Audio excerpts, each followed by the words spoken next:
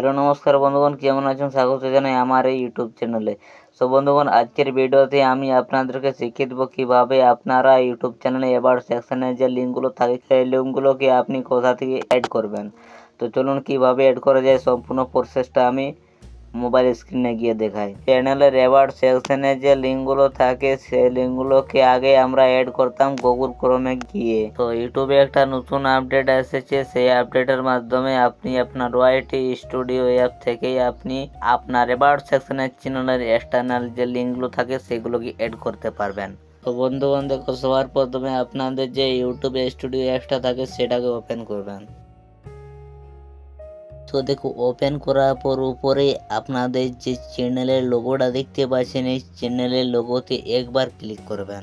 তো দেখো, চ্যানেলের লোগোতে ক্লিক করার পর এখানে পেন্সিল আইকন দেখতে পাচ্ছেন, এই পেন্সিল আইকনে একবার ক্লিক করবেন। দেখো, ক্লিক করার পর একটু নিচের দিকে আসবেন। নিচের দিকে আসার পরে যে এখানে একটা লিঙ্কস বলে অপশন শো আছে, এখানে একবার ক্লিক করবেন।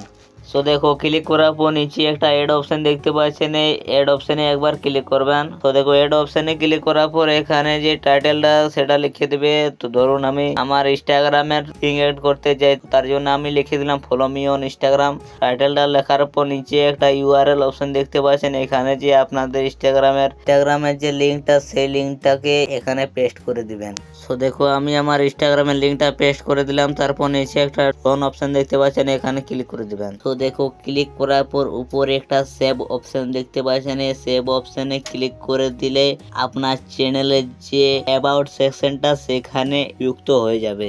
তো বন্ধুগণ, এই ছিল আজকের ভিডিওটি কেমন লাগলো অবশ্যই কমেন্ট করে জানাবেন। আর এই ভিডিওটি আমার এই চ্যানেলে প্রথম ভিডিও হচ্ছে, তার জন্য আমাকে একটু সাপোর্ট করবেন।